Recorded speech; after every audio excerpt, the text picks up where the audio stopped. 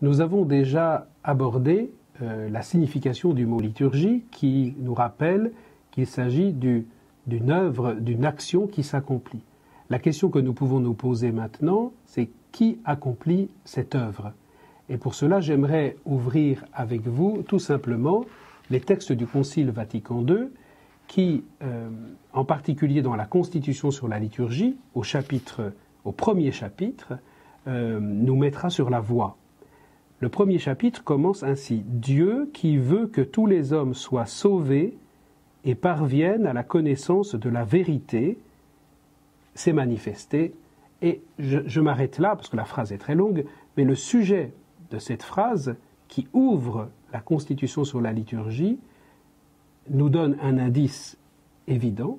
Le sujet de la liturgie, le premier sujet de l'œuvre qui s'accomplit dans la liturgie, c'est Dieu lui-même. Dieu qui veut que tous les hommes soient sauvés et parviennent à la connaissance de la vérité. Souvent, quand nous parlons de liturgie, nous pensons spontanément au déroulement des offices, de la messe, des rites, pour ceux qui sont engagés dans des paroisses ou des communautés, à l'organisation, prévoir les chants,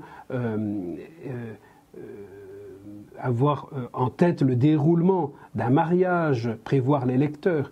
Et le Concile Vatican II nous dit « Dieu qui veut que tous les hommes soient sauvés envoie son Fils ». Donc la liturgie n'est pas d'abord ce peut-être à quoi nous pensons spontanément, pas d'abord l'organisation, le déroulement d'une prière, la planification des rites que toutes les religions possèdent, mais l'accueil d'un Dieu qui vient à notre rencontre. Le premier mouvement de la liturgie, c'est un mouvement descendant. C'est Dieu qui parle, c'est Dieu qui vient, c'est Dieu qui agit. La liturgie est véritablement et d'abord l'œuvre de Dieu, la manifestation de Dieu. Chaque liturgie est comme une épiphanie de Dieu, où Dieu lui-même se manifeste, où il se révèle. C'est même peut-être, sûrement, le lieu où Dieu se révèle par excellence.